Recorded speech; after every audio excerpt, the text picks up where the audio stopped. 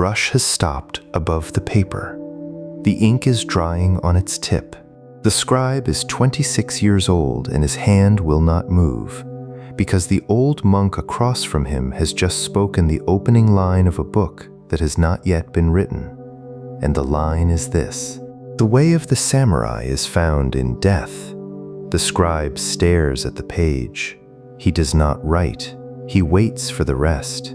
The old monk, who has been a samurai, and then a retainer, and then a monk, and is now an old man with 7 imagined deaths already finished before breakfast, does not give him the rest. He drinks his tea. The line stands alone. You are about to hear what a man who said that for breakfast every morning of his last 10 years knew about today that you do not. Not as poetry, not as paradox, as a working method, a practice, a daily discipline that produced, by the time he died at 60, a man no rumor could frighten, no insult could move, no order could shake, a man who had, in the only sense that matters, already buried himself. He had a name. His name was Yamamoto Tsunetomo. The book the scribe was about to write down across 7 years is called the Hagakure, and the practice he was about to dictate in the years between 1709 and 1716 in a bamboo hut outside the Nabeshima domain is the practice you need most on the dullest Monday morning of your dullest week, when nothing dramatic is happening and you still cannot stand up. Welcome to Will and Wisdom. If something in this story lands tonight, a quiet light helps another seeker find this fire. Share what landed in the comments. Don't hold back. Another viewer needs your words tonight. Subscribe if you want more of this each week. Now, the hut, the scribe, the line that has been left to stand alone. The man holding the cup is 63 years old in the year the dictation begins. His face is the face of a man who has done his fighting and put it down. He has the slow shoulders of someone who no longer needs to demonstrate anything in a room. He has been a senior retainer to Nabeshima Mitsushige, the third lord of the Nabeshima domain in northern Kyushu, for most of his adult life. When his lord died in 1700, Tsunetomo did the thing his class was supposed to do, in the old way that the old way no longer permitted. He asked for permission to follow his lord in death. The shogunate had outlawed the practice. He was refused. He was instructed to live. He shaved his head. He took the name Jocho. He withdrew to a hut at the edge of his lord's lands, and he began the practice he would later dictate to the young scribe. It was not a practice of mourning. It was something stranger.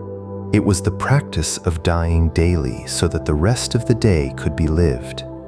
The scribe's name is Tashiro Tsurumoto. He is younger, restless, and convinced, at first, that he is hearing the bitter mutterings of a retired man who failed to die when his lord did. He is wrong. He is hearing a doctrine. He is hearing a man who has watched himself die 7 times that morning before he poured the tea. The 7 deaths. This is the part that is not, in the popular imagination, attached to the line. People know the line. The way of the samurai is found in death. People do not know the practice that produced it. They imagine, when they hear the line, a kind of fatalism, a shrug at mortality, a romanticized swordfall in the rain. They are wrong on all 3 counts. Tsunetomo was not a fatalist. He was, in his own grave way, a tactician. The daily death meditation was not poetry, it was rehearsal. And he was very specific about what to rehearse. Listen, now, to the practice as he taught it. Listen as if you were the scribe, with the brush dry above the paper, taking it down for the first time. Every morning, before you eat, before you dress, before you read a single message, you sit. You sit upright in seiza, on a cushion if you have one, on the floor if you do not. You face the east, or the wall, or whatever surface allows you to forget the room. You close your eyes, and you walk in your imagination through your own death. You do this 7 times. You do this calmly. You do this without flinching. You picture, first, the death by the sword. You see the cut coming. You see your own collarbone open. You see the ground rise to meet your face. You feel your body still warm, then less warm, then not warm. You let the picture stay until it does not frighten you, until the picture is small. You picture, second, the death by the arrow. You are crossing a field. The arrow comes from the line of trees. It strikes your throat.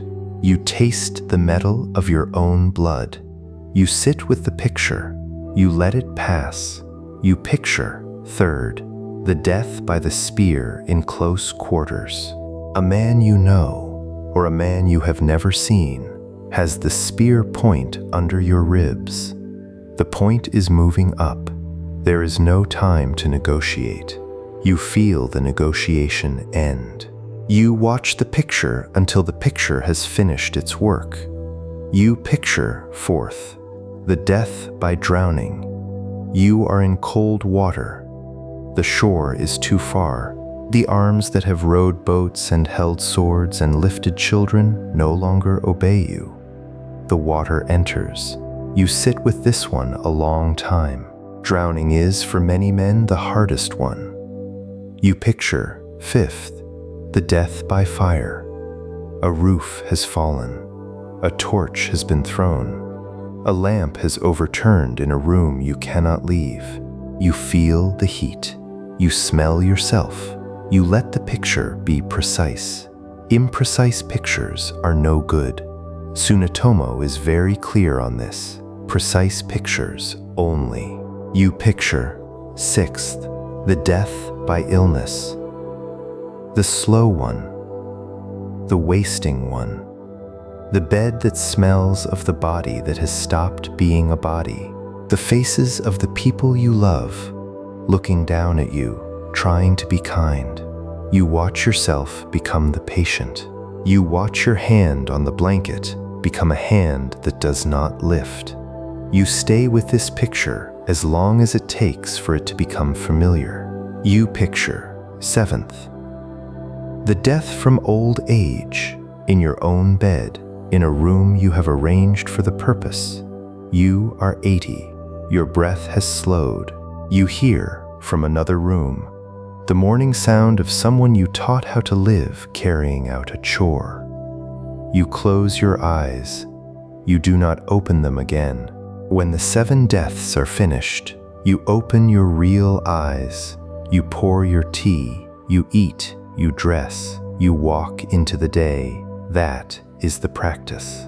Tsunetomo dictated this in fragments across 7 years to a young scribe who at first wrote it down to humor an old man and ended by writing it down to save his own life. The fragments became 11 volumes.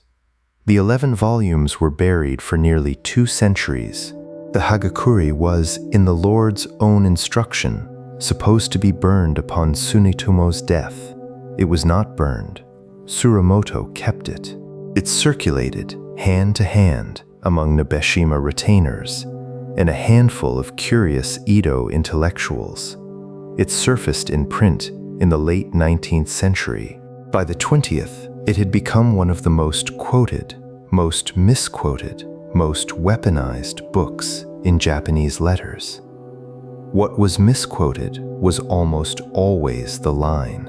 The way of the samurai is found in death. What was almost never quoted was the practice, the 7 deaths before breakfast, the discipline that produced the line.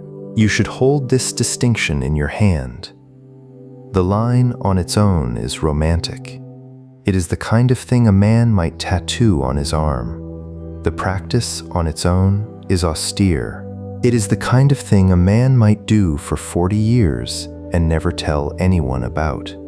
Tsunetomo cared, in the end, only about the practice, because the practice changes what kind of man walks into Monday morning. Here is what it changes.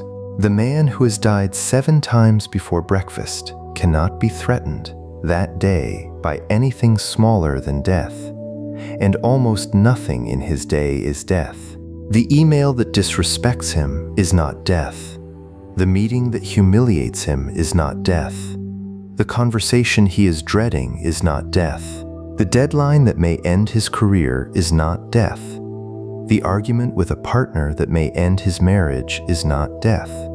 The piece of bad news at the end of the call is not death.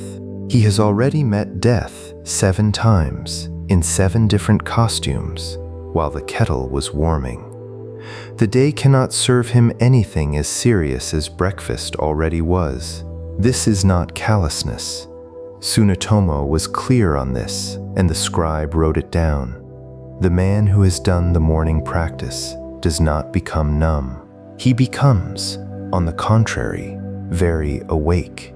He becomes the kind of man who can hold the small annoyances of a workday with the steady hand of a man who has just put down something much heavier, because the small things shrink when you have measured them against the precise weight of your own ending.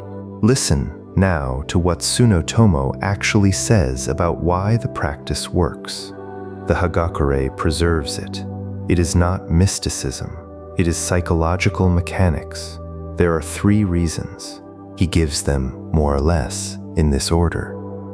The first reason is that fear is a tax on attention, and the morning practice pays the tax in advance.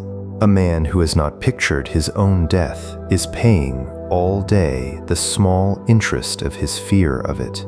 He pays the tax when he avoids a hard conversation.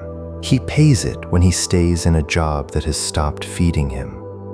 He pays it when he picks a smaller life because the larger one might fail. He pays it when he flinches from a stranger's eyes.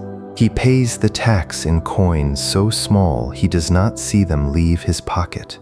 But the pocket is emptier at the end of every day, and at the end of every year, and at the end of a life. The morning practice pays the tax in one large sum, at sunrise, in private. The rest of the day is then free of small payments. The pocket stays full. The attention is whole. The man can act. The second reason is that what is rehearsed is no longer reactive. You have known this in other domains. A swordsman who has cut 1,000 times against straw does not flinch when the blade meets bone. A speaker who has rehearsed the speech alone in a room does not lose his sentences when the room fills up. A surgeon who has cut the cadaver does not freeze over the living. The archer who has loosed 10,000 arrows in the empty practice yard does not lose the line of the shot when the deer breaks from the trees. The rehearsed gesture is the gesture available to the body in the moment that matters. The unrehearsed gesture is not available at all. It is replaced, in the moment, by panic, which is the body's only fallback when no rehearsal has been laid down. Tsunetomo extended the principle to its limit. If you have rehearsed your own death calmly in a room with a teacup, then on the day your death actually arrives, which, he reminds the scribe dryly, may very well be today, you will not freeze. You will not bargain. You will not betray in the last second the way you spent the first 60 years. You will die the way you rehearsed. And until that day, every threat smaller than death will encounter the same trained calm, because the body that has rehearsed the largest fear no longer panics at the smaller ones. You will live with the lightness of a man who has stopped flinching from the picture. The third reason is the strangest. Tsunetomo says it almost in passing. The scribe seems to nearly miss it. It is this: a pre-mourned man is the most useful man in a crisis. Watch what he means. In a crisis, a real one, a fire, a battle, an illness in the family, a market collapse, a child in trouble, the people around you are paying the fear tax in real time. Their attention is split between the crisis and their own terror of being inside the crisis. Their hands shake, their decisions are bad, their words come out sideways. They cannot, in that moment, be useful, because half of their mind is still trying to negotiate with the fact of being mortal. You who paid the tax at sunrise, in private, in the 7 deaths before breakfast, you have nothing left to negotiate. You can give the entire mind to the crisis. You can think. You can move. You can be, in that room, the man with the steady hand. Not because you are braver, because you are pre-mourned. The terror is finished. There is only the work. You. Listen to this. This is the part that turns the Hagakure from a dusty 17th century book into something that matters in your week. Tsunetomo wrote, and the scribe preserved, an incident he had heard from a fellow Nabeshima retainer some years before the dictation began. It is a small story. It is not in the famous quotations, but it is the story that, more than any other in the Hagakure, shows you the practice at work. The incident, as Tsunetomo tells it, a young Nabeshima retainer, in his middle 20s, had been ordered by his lord to deliver a sealed message to another lord some 3 days' ride away. The roads in that part of Kyushu, in those years, were not safe. There were ronin in the mountains. There were bandits at the river crossings. There were rival clans who, if they intercepted a sealed letter, would not hesitate to kill the messenger to read it. The young retainer accepted the assignment. He left the next morning. On the 2nd day of the ride, in a stretch of forest near a small village whose name has not been preserved, he was overtaken by 3 men. They were not bandits in the simple sense. They were retainers of a rival clan who had been told by a quiet informer that a sealed message would be on this road today. They blocked the path. They asked politely for the message. They asked also politely that the young retainer dismount, give up his sword, and ride back the way he came. They promised, if he did, to leave him alive. The young retainer did not dismount. He sat on his horse. He looked at each of the 3 men in turn. The story Tsunetomo preserves does not say what was in his face. It only says what he said. He said, very quietly, "I died this morning. You are addressing a dead man. You may take the message from my body. You will not take it from me alive." The 3 men did not move for what the chronicle, in its dry way, calls a long moment. Then they moved aside. They let him pass. They returned to their lord with the report that the messenger had been somehow unreachable. Tsunetomo notes, and the scribe writes down, that the 3 men were not cowards. They had killed before. They would kill again.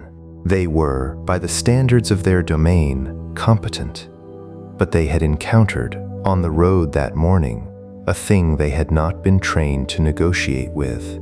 They had encountered a man who was not, in any practical sense, available to be threatened.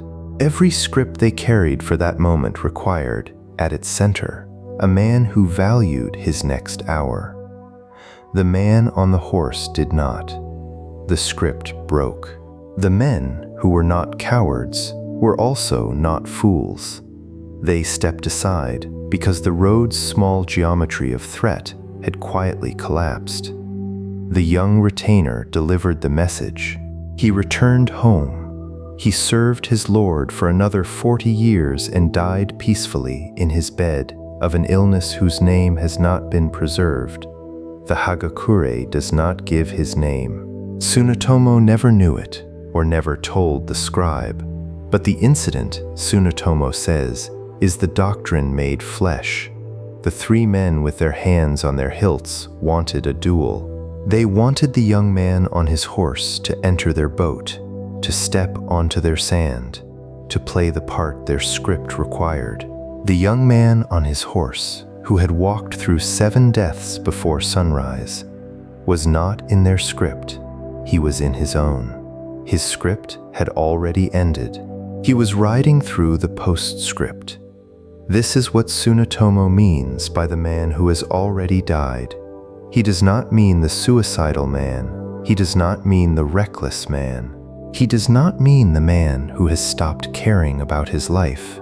He means the man who has, in private, every morning, settled the account of his own ending so completely that the ending no longer has leverage over the day.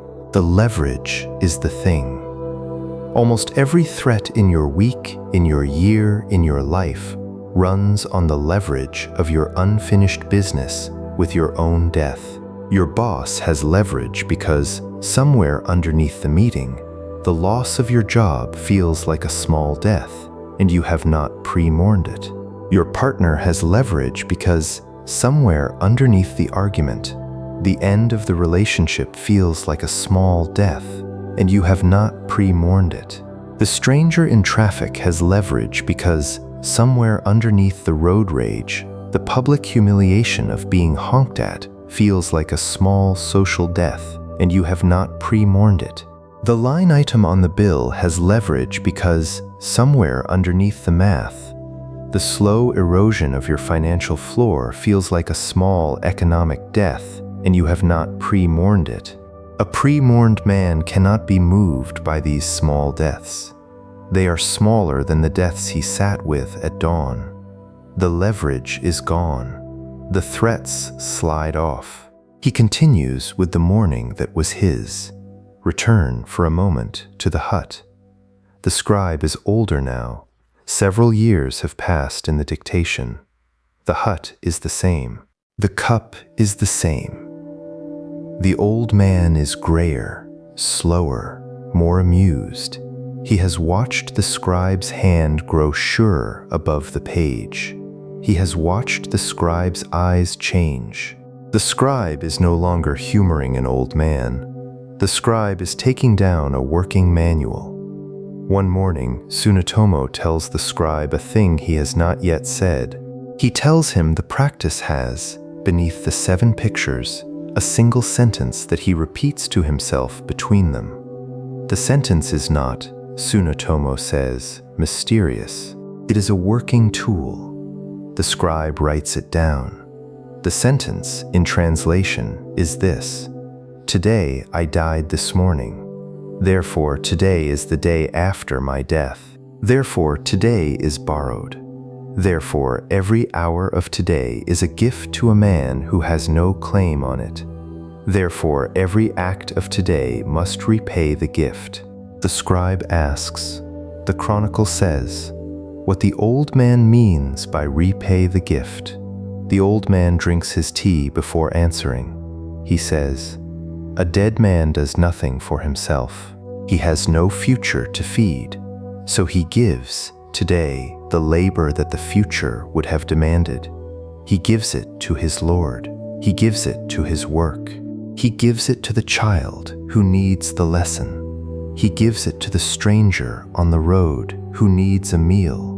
He spends today as the dead spend, because the living are always saving for a tomorrow that, for the dead man, has already been settled. The scribe writes it down. He does not, the chronicle says, ask another question that morning. Now turn this on yourself. Sit, if you can, where you are, and do for a moment what the young Nabeshima retainer did on the road, and what the old man taught and dictated for 7 years to a young scribe in a hut. Picture your own morning, tomorrow morning, the alarm, the reach for the phone, the first message, the first dread, the first small flinch from a day you have not yet been required to live. You know this morning. You know the small refusals it contains, the the conversation you will avoid, the work you will postpone, the person you will be a little less honest with, the slight you will swallow because to address it would cost more than to swallow it. You know the shape of the tax.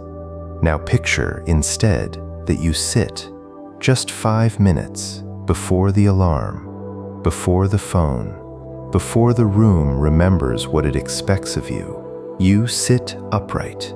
You close your eyes. You walk in your imagination through one of the 7. Pick one: the illness, the accident, the slow one, the sudden one. Pick the one that frightens you. The Hagakure is precise about this. Do not pick the easy one. Pick the one that makes the breath catch. Walk through it slowly, not as performance, not as poetry, not as something to tell someone about later. As inspection, you picture the ending. You let yourself be inside the picture until the picture is no longer trying to escape you. You picture your last hour, your last breath, the faces, the silence after. You do not flinch. You do not pretty it up. You let it be the size it actually is. When the picture is done, and you will know when, because something in the chest will go quiet, you open your eyes, you stand up, you walk into the day. And here is what you will notice on the first morning that you try this. The day will be a strange size. The day will be small.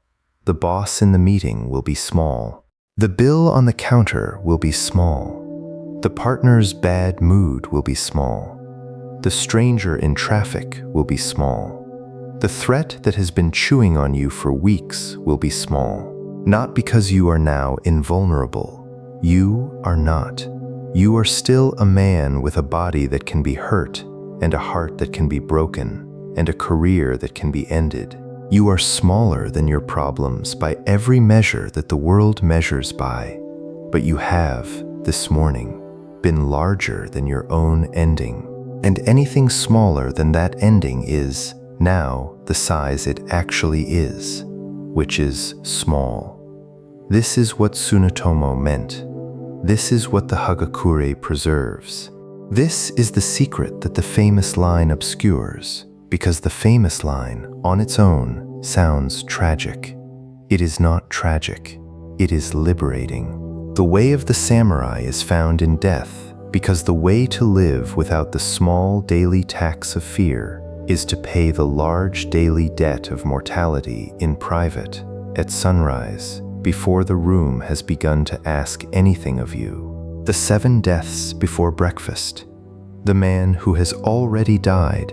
These are the 2 phrases the Hagakure leaves you with, and they are the 2 phrases that will follow you through your week if you let them. Carry them. The man who has already died is the man who can serve his Lord without fear. The man who has already died is the man who can speak the truth in the meeting. The man who has already died is the man who can refuse the duel on the boat, because the duel cannot threaten what is already finished. The man who has already died is the man who can love his children without the strangling grip of his fear of losing them. The man who has already died is the man who can sit down at the end of the day on the floor of his own house and pour his tea and watch the steam rise and notice that the day was a gift from a future he had already let go of. You will not, in your first morning, get this right. You will picture the death, and you will think about your phone, and you will picture again, and you will think about a thing your colleague said last Friday, and you will picture again, and you will notice you have forgotten which of the 7 you were on. This is normal. The Hagakure was dictated over 7 years for a reason. Tsunetomo himself, the chronicle says, did not master the practice until somewhere in his 40s. The young Nabishima retainer on the road did not master it until the morning he had to use it. The practice takes time. The practice is a craft. The practice is the work. But on the morning that the practice begins to take, The world will look the way it looked to the old man in the hut. The cup will be heavier. The tea will be better. The scribe across the room will be more precious. The voices outside will be more distinct. The day will feel longer. The threats will feel smaller. You will walk into Monday morning with a posture the room will not understand. You will not, from that morning forward, be the kind of man the world can move with a small push. You will be a man who has already died. The brush moves again. The scribe writes. Outside the hut, in the long Kyushu afternoon, the light is changing. The cup is empty. The old man is 64 now, and then 65, and then in another year and a half he will be 66, and then in 1716 the dictation will end because the 11 volumes are full and there is nothing more to add. The Hagakure will be hidden. The old man will live a few more years. He will die in 1719. He will die by the dry record of the Nabeshima clan, in his bed, at peace, of an illness that did not surprise him. He had by then already died 10,000 times. The book will surface 2 centuries later, and the line will travel, and the line will be misquoted, and the practice underneath the line will be mostly forgotten. The line will sound, to most readers, like a sword being drawn. It is not a sword being drawn. It is a cup being lifted on a quiet morning by a man who has just put down a heavier thing. Tomorrow morning you will wake. The alarm will sound. The phone will be there. The day will be there with its full inventory of small threats and small humiliations and small fears and small refusals. The Hagakure does not ask you to be brave. The Hagakure asks you to be early. Get there before the day does. Pay the tax before the day arrives to collect it. Picture the ending before the ending pictures you. Then stand up. Then pour your tea. Then walk into the morning that is, for now, still yours. The 7 deaths before breakfast. The man who has already died. This is the way the old man taught it to the scribe in the hut, and the way it has come down through 300 years and a buried manuscript and a long forgotten road in Kyushu, where 3 men with drawn swords once stepped aside for a young messenger who said the only sentence that ended the duel before it began. The line is the door. The practice is the room. Most readers, finding the door, never enter the room. They quote the line and walk on. The room is small and quiet, and the cup is on the floor, and the cushion has the faint shape of a man who has sat there every morning for 40 years. The room is open. The door is unlocked. The price of entry is 5 minutes before the alarm, before the phone, before the day has begun to ask anything of you. Most mornings, the practice. Most mornings, the practice. Carry it home with you. Carry it into the room where the day is waiting. The day cannot threaten you with anything you have not already met at sunrise. The pocket stays full. The hands are steady. The mind is whole. You have already died this morning. The rest of the day is the gift.